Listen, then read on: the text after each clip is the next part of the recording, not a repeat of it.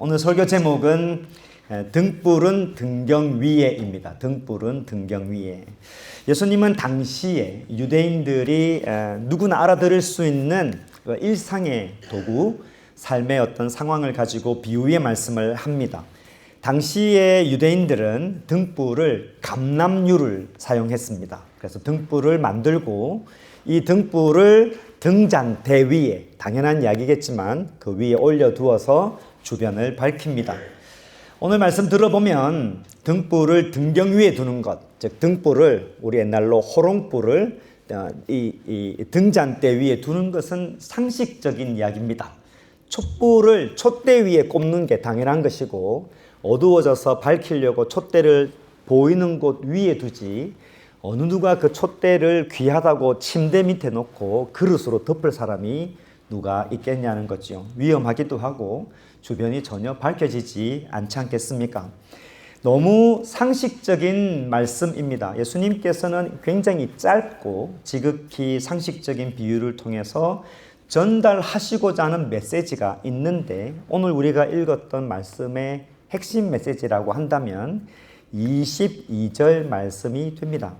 예수님께서 등불의 비유를 하시는 이유가 22절 말씀을 하려고 하는 거지요. 같이 읽어봅시다. 드러내려 하지 않고는 숨긴 것이 없고 나타내려 하지 않고는 감추인 것이 없느니라. 이런 말씀을 합니다. 성경책 보시면 되겠고요.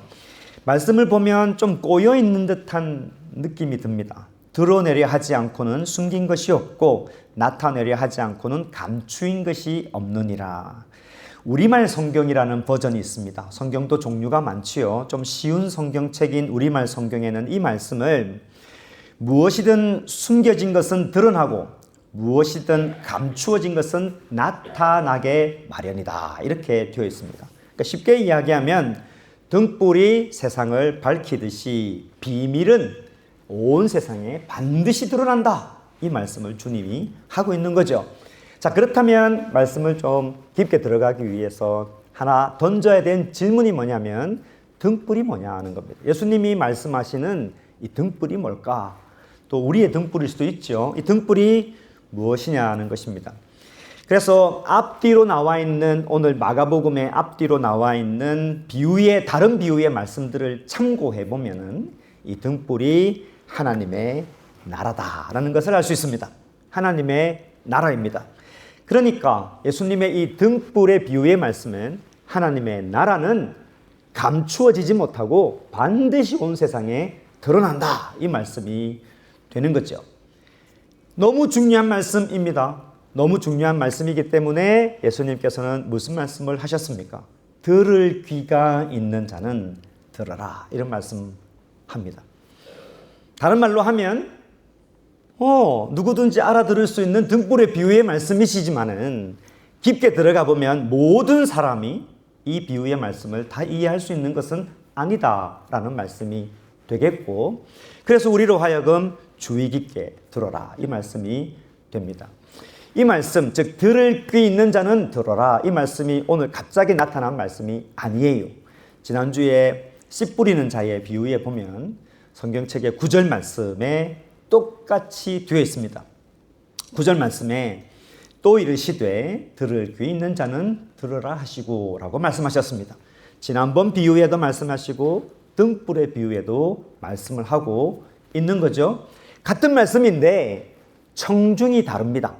씨 뿌리는 자의 비유 들을 귀 있는 자는 들어라 이 말씀은 누구에게 하느냐 하면 모든 사람들 즉 해변가에 지금 예수님 어떻게 하면 예수님 한번 만나보려고 온 지방에서 몰려든 모든 사람들에게 귀 있는 자는 들어라 라고 하시면서 씨 뿌리는 자의 비유의 말씀을 하셨고 지금 있는 이 등불의 비유는 모든 사람을 향한 비유가 아니라 제자들에게 하시는 말씀입니다. 12명의 제자들 플러스 주님을 따르겠다고 헌신한 몇 명인지는 모르지만 그 사람들에게 주님께서 들을 귀 있는 자는 들어라 이런 말씀을 합니다. 그 말은 예수님을 따르겠다고 하는 제자들조차도 주의 깊게 듣지 않으면 왜 등불 이야기를 하시지 갑자기? 이렇게 하고 끝날 비유의 말씀이라는 겁니다. 중요하게 그 의미를 새겨들어라 이 말씀이 되겠고 2000년이 지난 지금 이 자리에 앉아있는 저와 여러분에게도 등불의 비유를 하시면서 들을 귀가 있으면 들어봐라 라고 말씀을 하는 겁니다. 사실 저는 어렸을 때부터 신앙생활 할 때 이런 말씀 들으면 되게 좀 두려운 말씀이 되기도 합니다. 나는 안 들리는데 약간 이런 생각이 있기 때문이지요. 우리의 삶을 가만히 보면 고단한 삶이 많습니다. 힘들고 고단하고 한치 앞을 내다볼 수 없는 상황이 너무 많은데 주님이 갑자기 위로는커녕 들을 귀 있는 자는 들어라 이런 말씀을 하시니까 나와 전혀 상관이 없는 것처럼 들리지 않겠습니까? 우리가 오히려 하나님한테 무슨 말씀하겠습니까? 하나님 귀가 있으면 좀 들어주세요 라고 우리 하나님한테 그렇게 말하고 싶지 않을까요? 오늘 말씀 볼 때 배경을 좀 잘 돌아보면 참 중요한 말씀을 하고 계신다는 것을 알 수 있습니다. 예수님 앞에 많은 사람들이 왔습니다. 예수님께서 정말로 이 자리에 앉아있는 여러분 모두의 인생의 상황을 전혀 개의치 아니하시고 나는 너희들 상황은 모르겠고 내 말을 들어라. 과연 이런 말씀을 하실까라고 생각을 해보면 그렇지 않다는 겁니다. 생각해 봅시다. 예수님께서 지금 이 비유의 말씀을 하는데 어디에서 말씀합니까? 배 위에서, 어디 강 위에서? 갈릴리 호숫가에서 하십니다.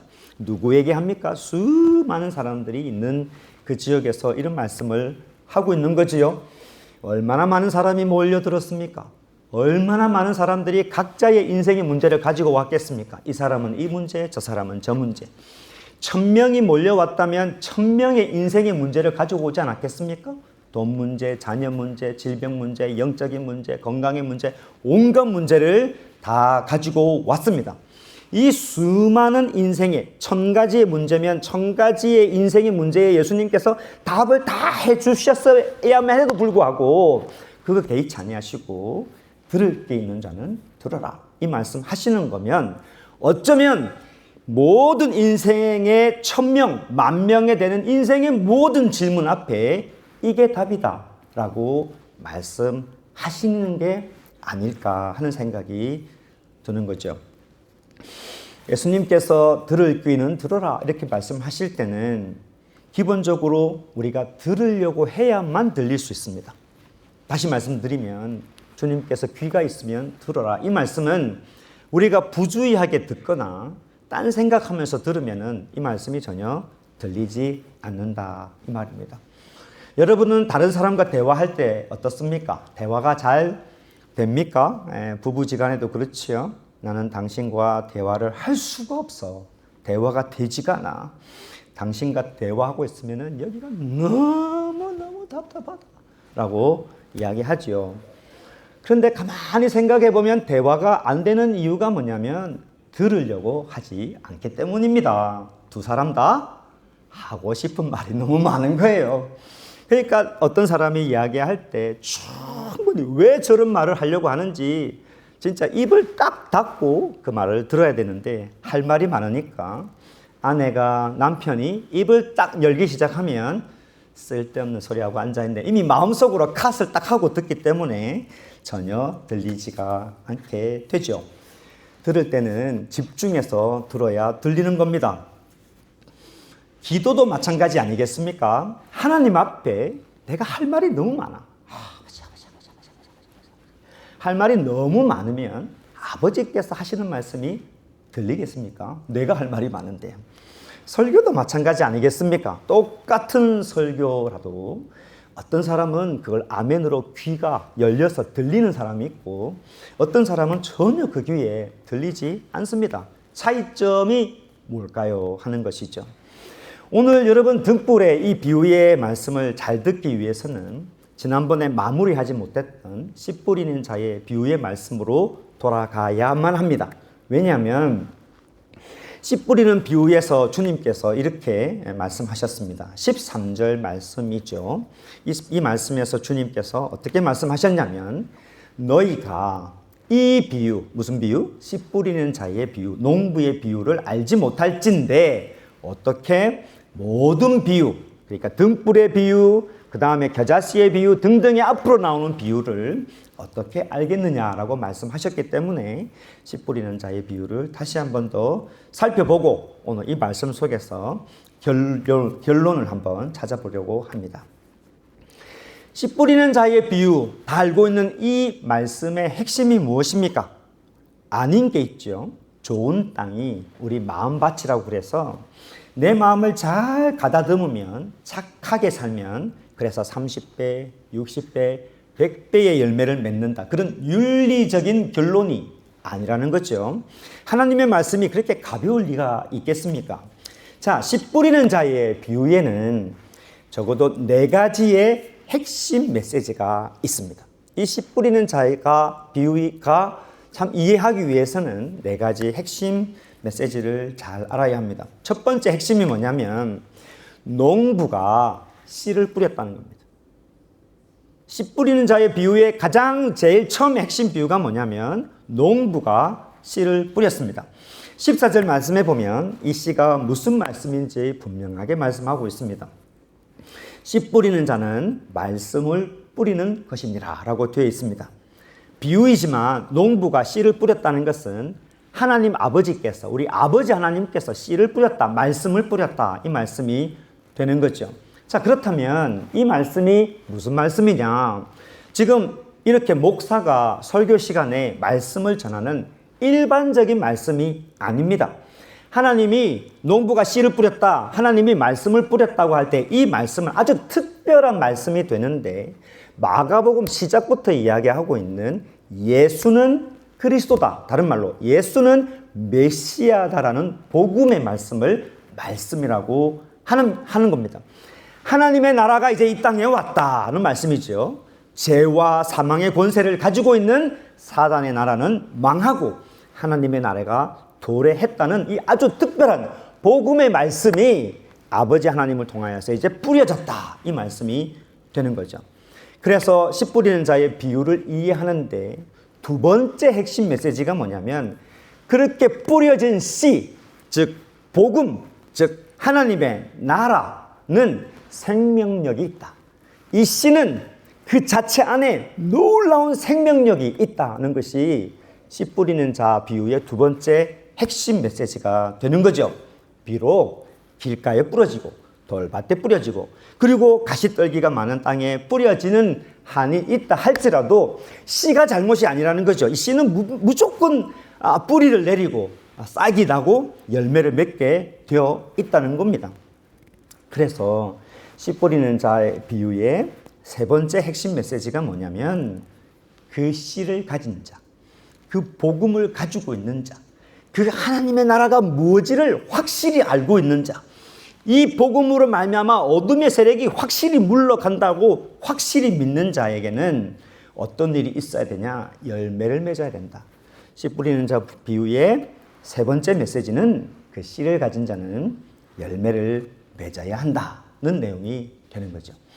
지난주에 이 말씀을 드렸습니다. 그래서 우리 인생밭이 돌밭처럼 좀 단단한 게 너무 많고 뿌리 내리기가 힘들다 할지라도 우리는 어떻게 하든 말씀을 붙잡고 뿌리를 내리도록 정말 애를 써야 합니다라고 말씀을 드렸고, 가시떨기에 떨어진 씨앗처럼 뿌리가 내리고 이제 이렇게 싹이 나기 시작하고 막 이렇게 자랄 때 가시가 많은 환경이라면 여러분은 어떻게 하든 세상의 염려, 유혹, 욕심을 걸러내서 잘라내고 버려버려서 어떻게 하든 열매를 맺으려고 해야 한다라고 말씀을 드렸습니다. 왜 우리가 열매를 맺지 못합니까? 왜 복음을 가지고 있는데 열매를 맺지 못할까 하는 것이죠. 내 상황이 돌밭 같을 수 있습니다. 그죠? 딱딱하고 막 말씀을 내리고 싶은데, 말씀을 읽고 싶은데 안 되는 상황이 있을 수 있습니다. 내 주변에 목사님 얼마나 가시떨기가 많은지 모릅니다. 분명히 그런 이유가 있습니다. 안 되는 이유, 열매가 맺어지지 않는 많은 이유가 우리 밖에도 있고 우리 안에도 있다는 거죠. 그런데 씨 뿌리는 자 비유의 이 핵심 메시지를 가만히 또 읽고 또 읽어보면 진짜 큰 문제가 하나 있다는 것을 알게 됩니다. 그게 뭐냐면, 열매를 맺지 못하는 돌밭, 가시떨기 같은 수많은 상황이 이유가 아니라 열매를 맺어야 한다는 의지가 우리 가운데 너무 부족하다는 생각이 드는 거죠. 어쩌면 가장 큰 문제가 상황이, 환경이 문제가 아니고 내가 어떻게 하든 이 씨를 가지고 있는 자로서 열매를 맺어야지 하고 하는 그런 의지가 부족하지 않을까 하는 것입니다. 여러분 어떻습니까? 하루를 시작할 때 하나님, 내가 어떻게 하든 오늘 하루는 열매를 꼭 내가 이 열매 맺지 못하면 진짜 열매 맺어야 돼, 이런 의지가 있냐 하는 것이죠. 강력한 소원 가운데 아버지 하나님 앞에 열심히 기도하고 어떻게든 내가 열매를 맺어보겠다고 몸부림치면서 하루를 시작하냐 이것입니다. 내 안에 있는 그 씨앗, 내 안에 있는 하나님의 나라, 우리 안에 이루어진 하나님의 나라, 생명의 복음은 뒷전이고 내 인생, 내 건강, 내 재산, 내 관계, 내 자녀, 이 모든 것이 나의 일상의 관심이지 않느냐 하는 것이죠. 자, 이렇게 말씀을 묵상하고 나니까 축구 생각이 갑자기 났습니다. 축구 좋아하지요? 저도 축구 진짜 좋아합니다. 무릎만 아프지 않으면 지금도 당장 나가서 축구를 하고 싶다는 생각이 듭니다. 어느 팀이 있는데 축구 감독이 참 좋습니다. 너무 유명하신 분이고, 그래서 이번 경기에 스포츠 언론들은 무조건 이 팀이 이긴다고 다 장담하고 있죠. 그런데 경기를 하는데 이상하게 안 됩니다. 분명히 계속 너무 좋은 경기를 펼쳐서 이겨야 되는 경기인데 0대1 집니다. 0대2 집니다. 원하는 대로 경기가 풀리지가 않지요. 선수들의 각자의 몸값은 아주 높습니다. 기술이 뛰어납니다. 그러는데도 안 되는 거예요. 안 되는 이유는 딱 한 가지입니다. 이기려고 하는 의지가 약하다. 상대는 이 팀이 안 된다는 걸 알기 때문에 목숨 걸고 싸우는데, 이쪽 팀은 감독 믿고 기술 믿고 내 경험 믿고 잘 되겠지 안일하게 하다 보니 목숨 걸고 하는 사람들 팀에 이겨나갈 수 없는 것을 가끔씩 우리가 보게 되지요. 우리가 이 세상을 살아가는데 이 세상은 영적인 전쟁이다라고 성경은 말씀합니다. 내가 무심코 살아가지만은 우리는 보이지 않는 영적인 전쟁을 살아가고 있습니다. 에베소서 6장 12절 말씀에 이렇게 말씀하죠. 같이 여러분이 한번 읽어보겠습니다. 에베소서 6장 12절 말씀입니다. 읽겠습니다. 시작.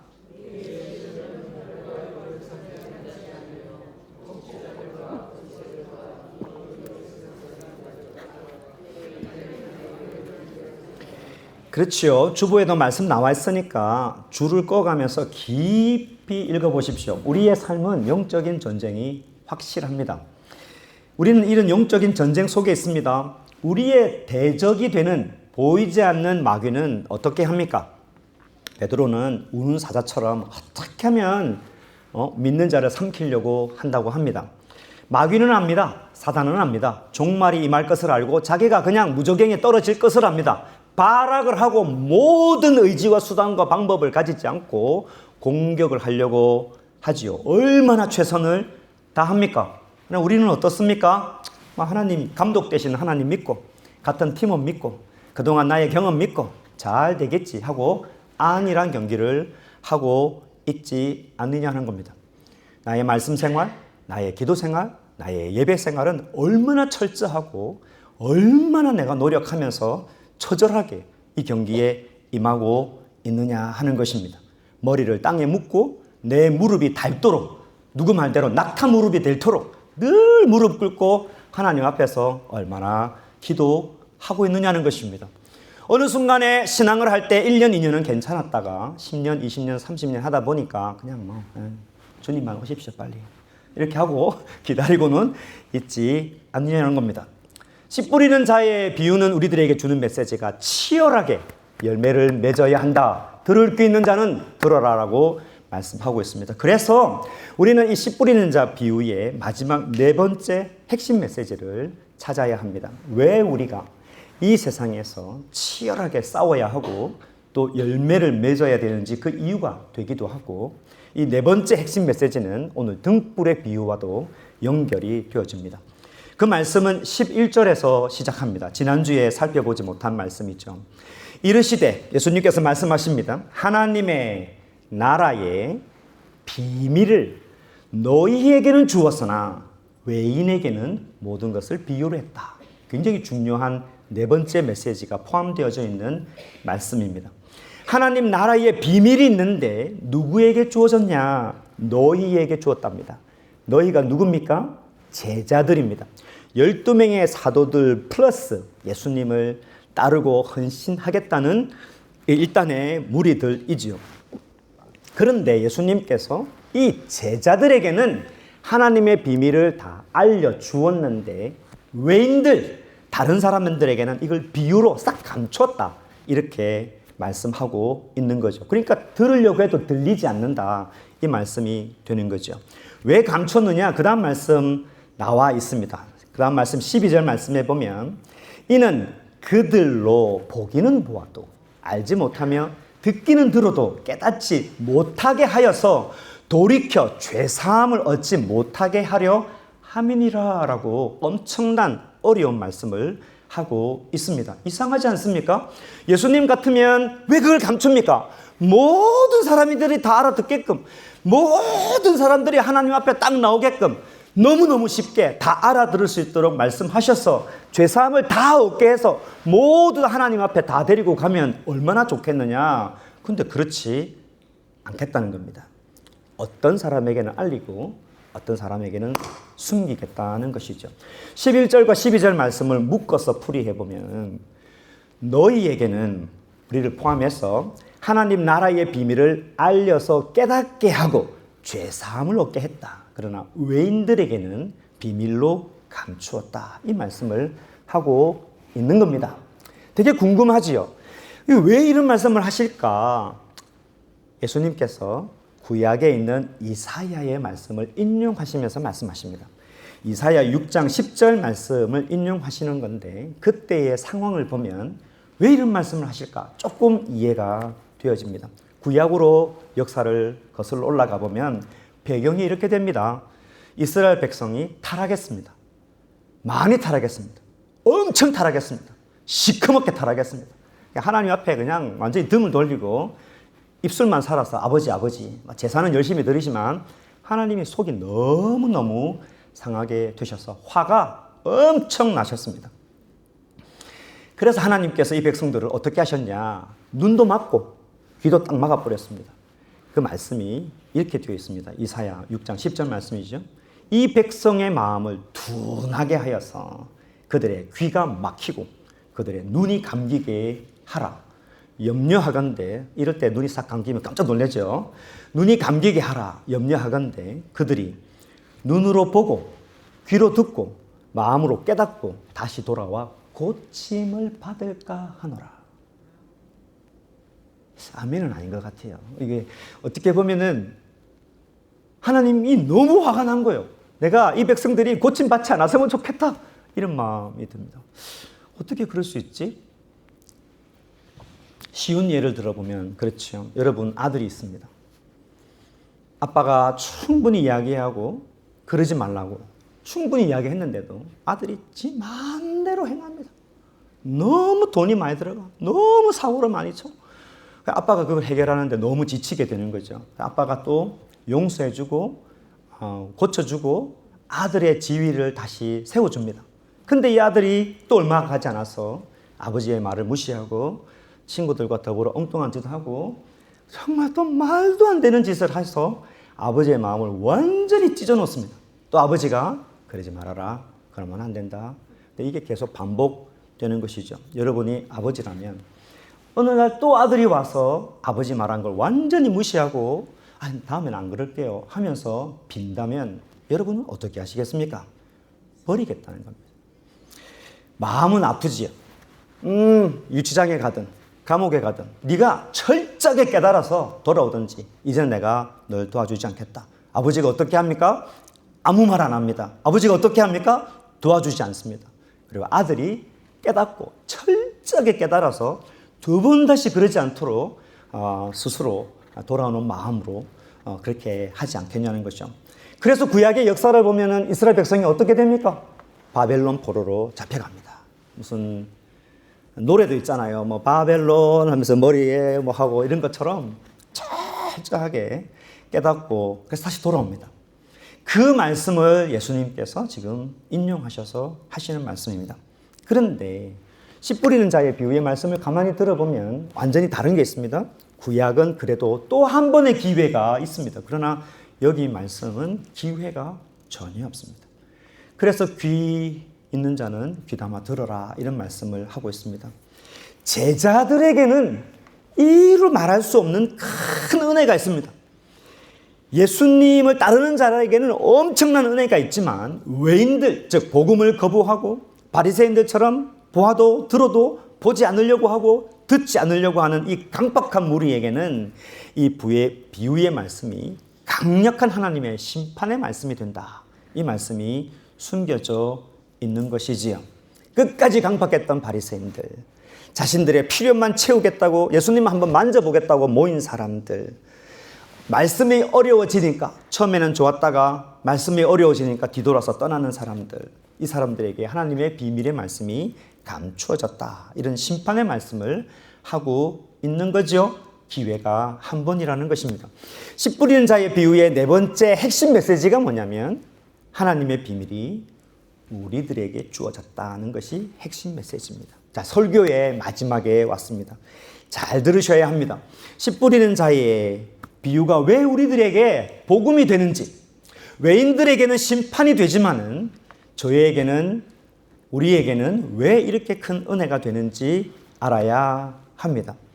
놀라운 복음이 이 비유 속에 있는데 말씀을 먼저 하나 읽겠습니다. 베드로전서 2장 9절 말씀이죠. 같이 한번 읽어보겠습니다. 시작. 그러나 너희는 택하신 족속이요 왕같은 제사장들이요 거룩한 나라요 그의 소유가 된 백성이니 이는 너희를 어두운 데서 불러내어 그의 기이한 빛에 들어가게 하신 이의 아름다운 덕을 선포하게 하려 하심이니라. 아멘. 너희 안에 저와 여러분이 있기를 주의 이름으로 축복합니다. 예수님께서 하나님 나라의 비유를 누구에게 말씀하셨냐? 너희에게 말씀했다고 합니다. 너희가 누구냐? 예수님을 따르는 제자들입니다. 하나님을 아버지로 고백하고 또 아버지 하나님께서 그런 나를 선택하시고 부르신 하나님의 백성들이 너희 안에 포함되어져 있는 것이요. 예수 그리스도를 나의 구주, 예수 그리스도를 나의 왕으로 영접하고 믿고 그분의 말씀을 생명보다 귀하게 여기고 붙들고 살겠다고 고백한다면 저와 여러분이 너희 안에 포함되어져 있는 것입니다. 다른 말로 하면 우리 안에 그 복음의 씨앗이 심겨졌고 하나님께서 하나님 나라의 비밀을 우리에게 줬다는 메시지가 되게 되는 것이죠. 이 비유의 말씀이 하나님의 사람들에게 어떤 소망이 있을까요? 지금까지 비유의 말씀을 가만히 들어보면 목사님 맞아요. 맞는데 열매를 맺고 싶어도 그래 믿고 싶어도 내 인생이 돌밭 같아요. 그렇게 뿌리를 내리고 싶은데 안 되는 이유가 더 많아요. 내 인생의 가시떨기가 얼마나 많은지 몰라요. 힘듭니다. 그럴 수 있어요. 그런데 복음이라는 것은 안 되는 이유를 받아주는 엄마의 품 같은 게 아니라는 겁니다. 복음에는 능력이 있습니다. 놀라운 복음이 뭐냐? 돌짝밭 같은 내 인생을, 가시떨기가 많은 내 인생을 하나님께서 좋은 땅으로 만들어 주셨다는 게 복음입니다.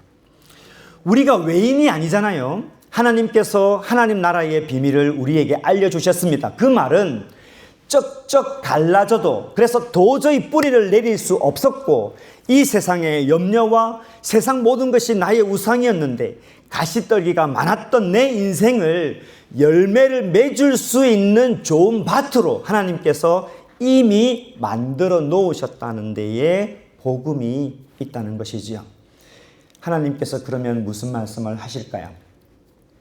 복음을 붙들어라. 너의 그 돌짝 같은 거 내가 책임질게. 너의 그 가시떨기 같은 거 그거 내가 책임질게. 네가 걸을 수 없는 거 내가 걷게 해줄게. 너의 그 막힌 답 내가 뚫어줄게. 너의 그 찢어질 듯한 마음 내가 위로해줄게. 너의 두려운 마음들 내가 다 잡아줄게. 사방이 다 적이냐? 도저히 뚫고 지나갈 수 없지. 내가 싸워줄게. 너는 나의 소유된 백성이다. 나의 복음, 나의 씨앗을 붙들고 따라와라. 이 말씀을 하고 있는 것이죠. 때문에 해변가에 수많은 인생의 문제들을 짊어지고 온 자기밖에 모르는 사람들에게 이 비유의 말씀이 복음이 되고 인생의 답이 된다는 말씀이 되는 거죠.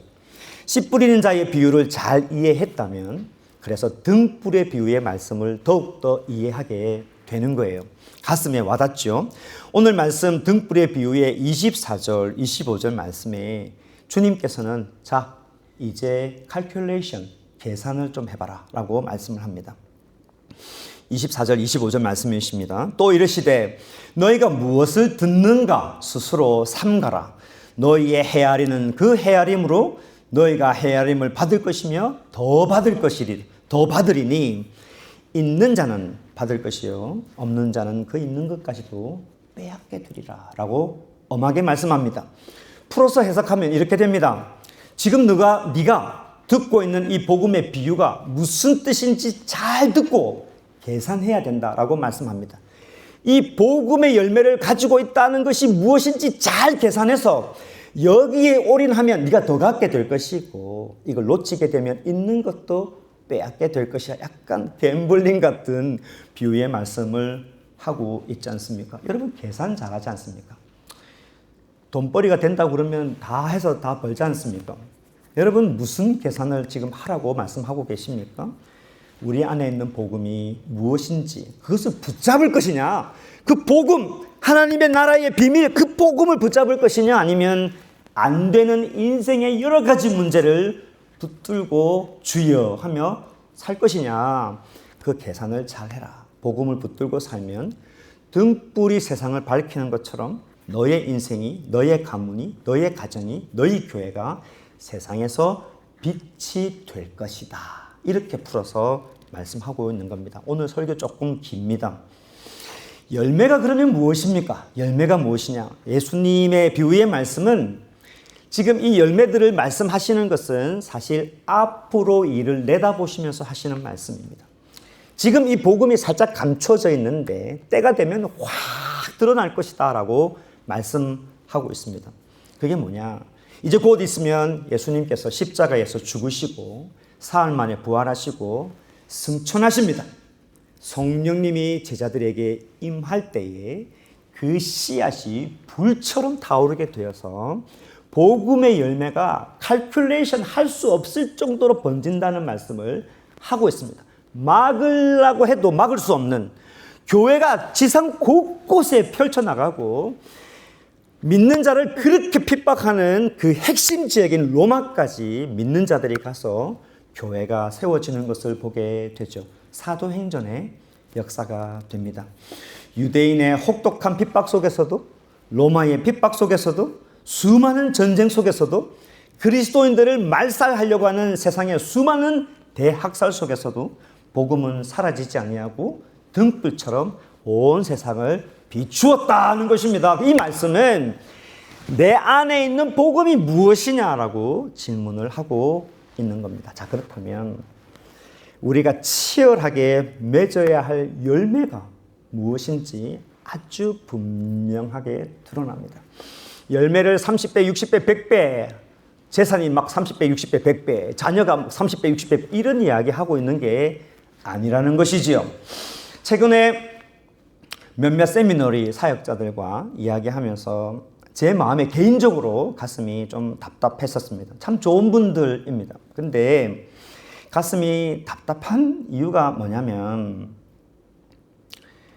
입만 열면 돈 이야기입니다. 입만 열면.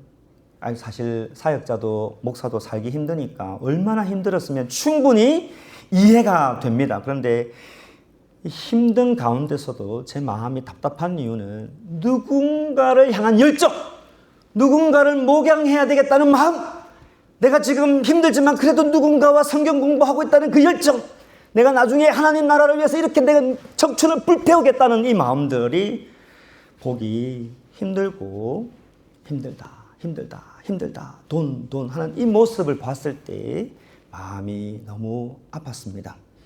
하나님께서 여러분 죽음 가운데서, 저주 가운데서 지옥에 갈 사람들인데 우리를 불러주셨지 않습니까? 형편이 아무리 어려워도 내 안에 있는 복음이 어렵다는 것으로 희석되면 안 됩니다.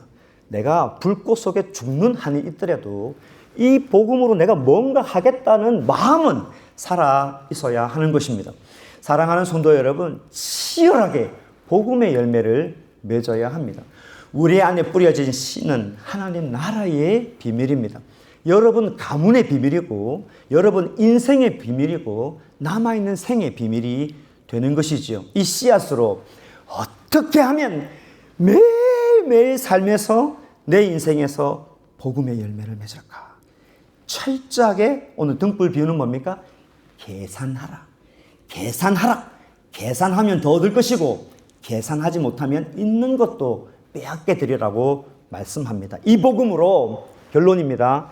내가 어떻게 살아내야 될지 답을 얻고 이 복음으로 내가 누구를 살릴까? 이 고민으로 하나님 앞에 나아가야 수익이 있다는 것입니다. 그럴 때 넘치는 축복을 약속해 주는 말씀이 오늘 말씀입니다. 사랑하는 성도 여러분, 계산 잘하시고 들을 것 들으셔서 모든 것은 하나님께 맡기고 복음의 열매를 맺으시는 여러분 되시기를 주의 이름으로 축복합니다.